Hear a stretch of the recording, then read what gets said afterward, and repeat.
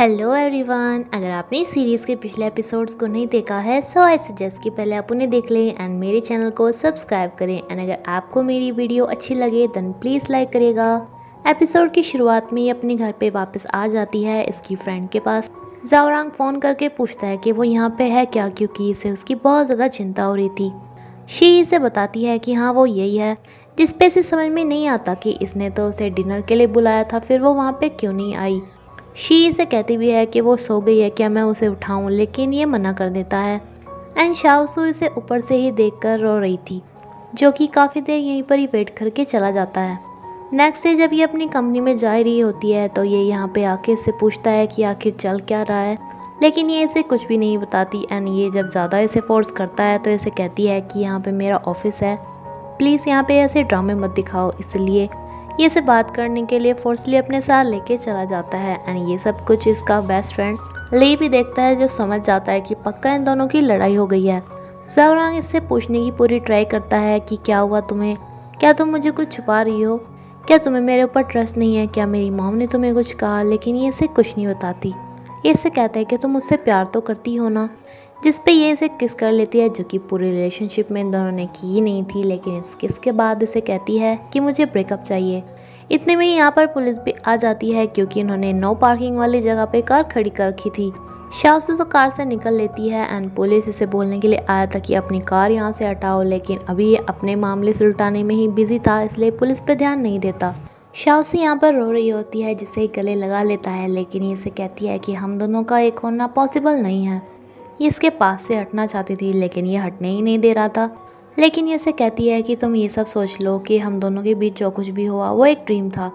ये इससे बार बार पूछता है कि ब्रेकअप करने की वजह तो क्या, बता दो। जिस पे कहती है कि मेरा एक्स बॉयफ्रेंड वापस आ गया एंड मुझे उसे देखकर लगा कि जैसे मैं उसे अब भी प्यार करती हूँ एंड तुम तो मेरे लिए सिर्फ उसका एक सब्स्टिट्यूट थे। जाओरांग इस बात को भी मानने के लिए तैयार नहीं था, लेकिन ये इसे छोड़ के आ जाती है एंड पीछे से इसे पुलिस पकड़ लेता है इसकी कार पार्किंग की वजह से। लेव की कोई भी फ़ोन कॉल ये रिसीव नहीं कर रहा था एंड इसे पता था कि इन दोनों की फाइटिंग भी हुई है, इसलिए ये इससे मिलने आ जाता है। इससे पूछता है कि क्या इनकी लड़ाई हुई, तो ये बताता है कि वो मुझसे ब्रेकअप चाहती है बिकॉज मैं वो नहीं हूँ जिससे वो प्यार करती है। ये कहता है कि मैंने तो पहले ही कहा था वो तुम्हें डिज़र्व ही नहीं करती। बट जाओरांग इसे कहते हैं कि नहीं, मुझे लगता है वो झूठ बोल रही है, वो मुझसे ही प्यार करती है, कोई और रीज़न है। इसे कहते हैं कि तुम पागल हो के जब उसकी साइड ले रहे हो, तुम्हें नहीं पता वो कितनी बुरी है। ये इसे कुछ बताना चाहता था उसके बारे में, लेकिन जाओरांग को ऐसे देख के ये इसे नहीं बताता एंड कहता है कि अच्छा हुआ तुम्हारा उसके साथ ब्रेकअप हुआ। जाओरांग इसे बताता है कि मैं 1 महीने के लिए यूनान जा रहा हूँ। ले इसे कहते हैं कि अच्छा तो तुम इस सब से परेशान हो के वहाँ पे जा रहे हो, लेकिन इसे कहते हैं कि नहीं, हमारा हॉस्पिटल तो हर साल वहाँ पे फ्री क्लिनिक लगाता है, बस अब की बार मैंने भी अपने नाम वहाँ के लिए लिखवा लिया है। लेकिन ले को पता था कि ये काफ़ी ज़्यादा सैड है, इसलिए वहाँ पे जा रहा है। 这不活呀！ इस सब के बाद ये प्राइवेट में शाओजू को बुलाता है एंड इससे रीज़न पूछता है कि ये ब्रेकअप क्यों कर लिया इसने। ये कहती है कि तुम्हें जाओरांग ने बता ही दिया होगा। जिस दिन ये इस पे कहता है कि उस दिन तो तुम बोल रही थी कि तुम उसे लेके बहुत ज़्यादा सीरियस हो, तो अब क्यों तुमने जॉब मिलते ही उसे छोड़ दिया। लेकिन तुम इस बात का ध्यान रखो कि वो मेरे लिए मेरी फैमिली से भी बढ़कर है, उसे हर्ट करोगी तो बहुत ज़्यादा पछताओगी, जबकि तुम तो काम भी मेरी कंपनी में ही करती हो। जिस पे इसे बोल के चली जाती है कि ठीक है, अगर ऐसा है तो मैं अपनी नौकरी ही छोड़ दूंगी।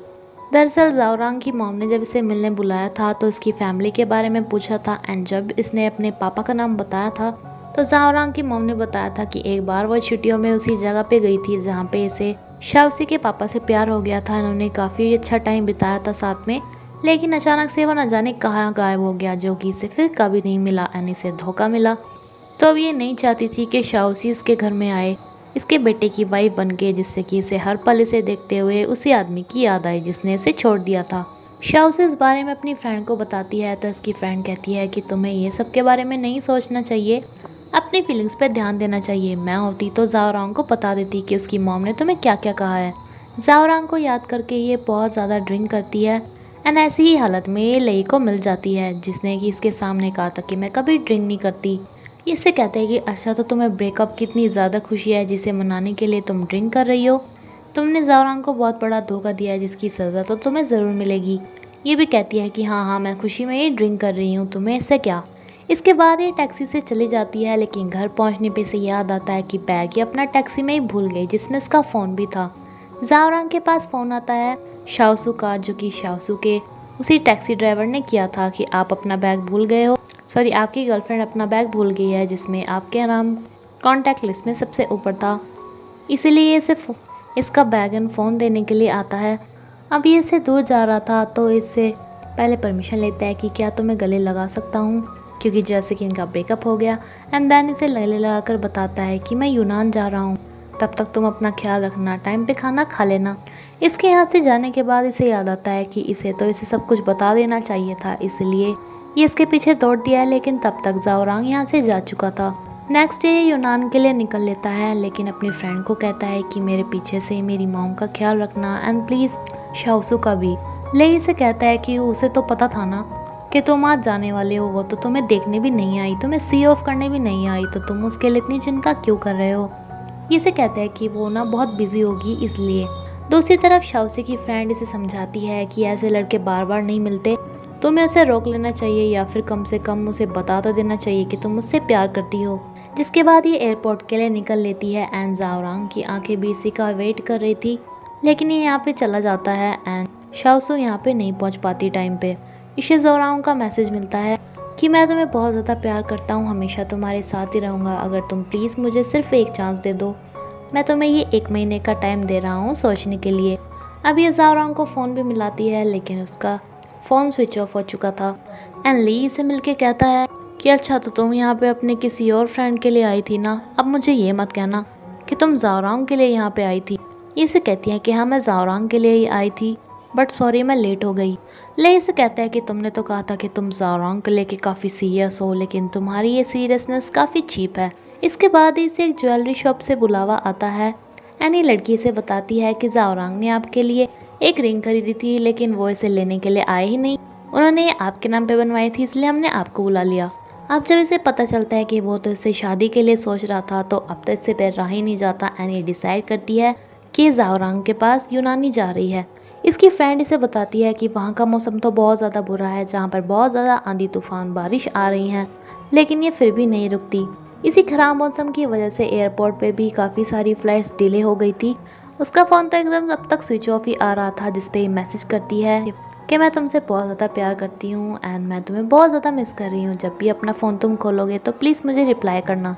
यहाँ पहुँचने में जब इसका फ़ोन लगता है, लेकिन रिप्लाई में एक लड़की जवाब देती है, एक डॉक्टर जवाब देती है कि हमारी टीम एक जगह पे जा रही थी जहाँ पर बहुत सारे लोग जख्मी थे, लेकिन रास्ते में हमारी कार का एक्सीडेंट हो गया खराब मौसम की वजह से एंड ज़ाओरांग की हालत बहुत ज़्यादा सीरियस है। ये सुनते ही शाओसू हॉस्पिटल के लिए निकलती है, जहाँ पे ज़ाओरांग इसे देखकर स्माइल करता है, लेकिन कुछ देर बाद डॉक्टर इसे आके बताते हैं कि ज़ाओरांग मर चुका है। शाओसी को तो इस बात पे यकीन ही नहीं हो रहा था, ये डॉक्टर्स के काफ़ी सर होती है कि नहीं ऐसा कुछ नहीं है, एंड इसी चक्कर में बेहोश हो जाती है। ज़ाओरांग की मॉम को जब इस बारे में पता चलता है तो ये तो बेहोश ही हो जाती हैं एंड लेई भी ह्यूआन आने के लिए निकल लेता है। होश आने पे नर्स इसे ज़ाओरांग के डेथ सर्टिफिकेट पे साइन करने को बोलती हैं, जिसपे ज़ाओरांग को देखने के लिए जाती है एंड इसे कहती है कि अभी तो तुमने मुझे प्रपोज भी नहीं किया, तुम कहाँ पे जा रहे हो, देखो इयरिंग जो कि तुमने मेरे लिए खरीदी थी। ये यहाँ पे रो ही रही होती है कि ली इसे यहाँ से हटा देता है एंड इसे कहती है कि अब क्या यहाँ पे लेने के लिए आई हो, तुम्हें पता है वो तुम्हारी वजह से यहाँ पे आया था, तुम्हारी ही वजह से मर गया है ना। ये अपने दोस्त की बॉडी को यहाँ से ले जाता है, जिसका रो रो के बुरा हाल था। मिस जांग भी ज़ाओरांग की एंड ली की बचपन की फ्रेंड थी, तो ये भी कहती है कि मैं भी वहाँ ज़ाओरांग के लिए जा रही हूँ, बट दरअसल ये सिर्फ लई के लिए जा रही थी, इसे ज़ाओरांग से कोई मतलब नहीं था। लई ज़ाओरांग की मॉम को कहता है कि मॉम आपके 2 बेटे थे, भले ही आपका एक बेटा चला गया हो, लेकिन दूसरा बेटा है आपके पास। शाओसू भी ये सब दूर से देख रही थी, क्योंकि ये ज़ाओरांग के फ्यूनरल में नहीं आ सकती थी, बिकॉज उसने उससे ब्रेकअप करके हक खो दिया था एंड तभी इसे लई घूरने भी लगता है, जिसपे यहाँ से चली जाती है। ना ये ज़ाओरांग के साथ अपने सारे पलों को याद करती है, लेकिन अब इन सबको याद करने का कोई फ़ायदा नहीं था। एंड इसी के साथ ये एपिसोड यहीं पे ख़त्म होता है फ्रेंड्स। अब ये जानने के लिए कि लई के इसके लिए ये नफ़रत कैसे प्यार में बदलती है, प्लीज़ मेरे चैनल को सब्सक्राइब करें एंड अगर आपको मेरी वीडियो अच्छी लगी हो तो प्लीज़ लाइक करेगा। Thank you.